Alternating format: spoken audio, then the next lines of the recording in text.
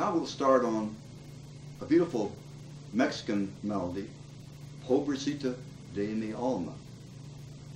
I found this melody many years ago in a book, just the melody and some basic chords, and it interested me, and so this arrangement has slowly evolved over time. And I tried to use not everything that would be characteristic of, say, Mexican music, but some of them, like as you see as we play along, we'll be playing passages in thirds and in tenths, which of course is the same thing expanded, isn't it? And the chord progression is a typical thing of the bolero type. So this is like not a real bolero, but almost like it. And you can see what I've done is occasionally you'll hear a rhythm like this. And the way I play this is I just cross my thumb over. See what I'm doing there? And that would occur in, say, in the last measure of the line of the second line. Look at that right there. You see what I've done there? I put the chord as a B7 chord, and you just cross your thumb over, and that will occur in several spots where there's an open passage to be filled up, and a little lesson to be learned, of course, isn't there? When you get into this, it's great fun to develop a little skill in arranging and to do your own stuff. And of course, we're not teaching arranging on this tape, but I think you can see how you can take a simple little melody, think up an intro, an ending, and how will you arrange it? What's going to be the rhythm? What are going to be the fills and so forth, and what's the style of it? And of course, in our case with our tape, Latin stylings, this fell right into place. And of course, I've had this in my collection for a long time. And just a little story about it I thought was very interesting. It comes to mind is years ago I played this on a classical program, and how people that used to go to programs of that type know all the music, and sometimes they sit in the audience and it's a little nerve-wracking. They have the music in their lap and they know what's being played, and they sit there and they have their fingers on it going like this, and you go, good night, I hope I don't play something wrong, you know what I mean? And of course this is something that even occurs with the the famous artists, the pianists and the violinists, where you have the student or even the student conductor. He'd be sitting up in the balcony, hopefully where he doesn't disturb anybody. He's sitting there waving his arm along with the conductor, learning what? To develop a feel for the conducting, and he's watching some famous personality do this.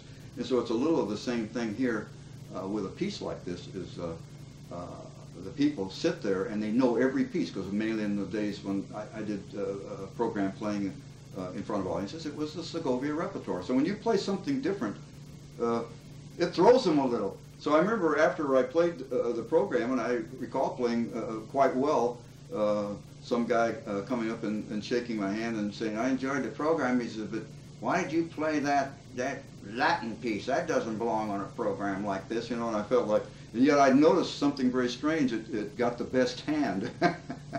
So I think there's music for all occasions, and I thought it fit very nicely. And I think, in fact, I played this recently for a guy who plays the guitar very well, and he says, this, I'm not bragging now, but he said that should be a piece that a guy would come out after he's played a bunch of things and play this like a little encore, because I think it's a nice arrangement, and it's well worth your time studying and mastering, because you'll have a piece that not everybody's playing, and yet it's got enough stuff in it to show off a little bit, and I think it's an appealing piece.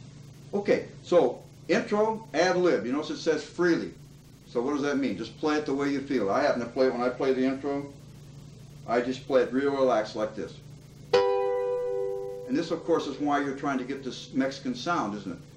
This is one of the characteristics of the Spanish and Mexican music, is a lot of what? Thirds, or I'm sorry, that was sixth, or the same passage in, like in thirds. And so this is why I chose these intervals here. So you hear a sound like this. Real free.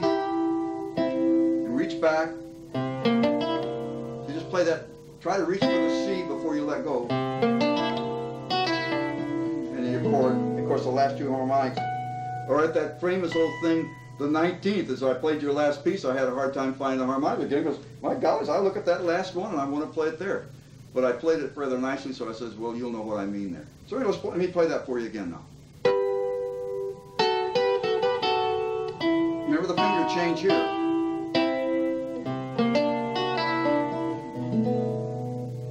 There it is. It really throws me, I'll tell you.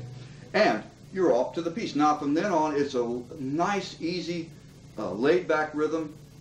Master that little boom, chididum, chip, boom, chick, boom, chididum, and that's the only rhythm that's in the piece besides just straight old passage work. There's a little anticipation once in a while where you'll come in ahead of the beat, but it's quite easy to play. Just play it the way it's written, and it'll come out. I'm thinking in our second part, the top of page 2. Can you see the anticipation there? You're coming in ahead of the measure. And 1 and 2 and 3. Top of page 2. Listen.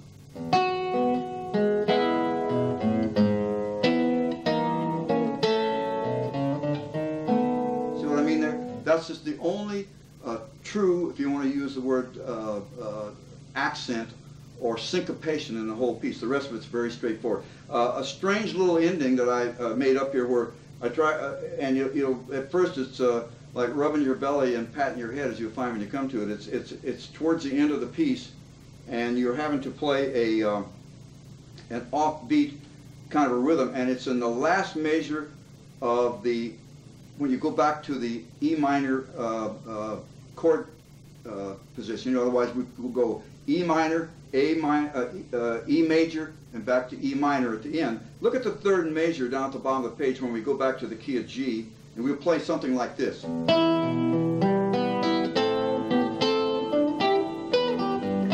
That's the baby. It takes a little work. You just go. It's rubbing the belly and patting the head at first. It's just and just play. And so the bass is actually giving you a nice little and you're putting on top this offbeat melody. So at first that's going to take practice, but it's a nice sound. And I think you heard some little accents before, but they're not hard to play. They vary on the last page.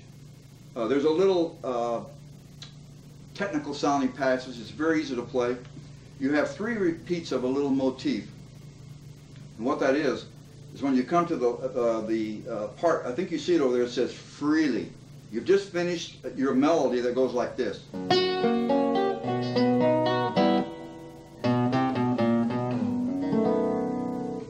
All freely. Still freely. Now speed up. See what I mean? Try to make something out of that passage there where it's a little exciting. You start slower and just accelerando. Then of course the ending is a little offbeat ending. So that's pretty much the highlights of the piece.